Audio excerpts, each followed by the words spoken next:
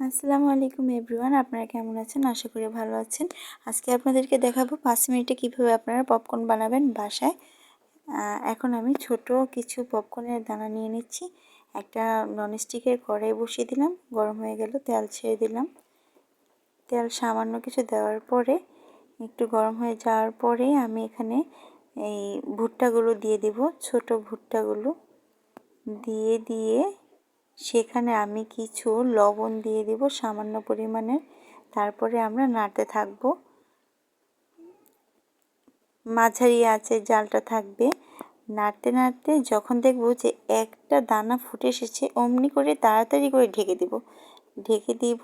আর ভিতরে দেখবেন যে পপকর্ন তৈরি হয়ে যাচ্ছে, ঠুস ঠুস করে ফুটে দেখবেন কতগুলো যে পপকর্ন হয়ে যাবে। আপনারা তো অবাকই হয়ে যাবেন। এই তো হয়ে গেছে আমাদের পপকর্ন। দর্শক, আসলেই 5 মিনিটে হয়ে গেল আমাদের পপকর্ন। সবাইকে ধন্যবাদ। ভিডিওটা ভালো লাগলে লাইক কমেন্ট করতে ভুলবেন না। See you next video. Allah হাফেজ।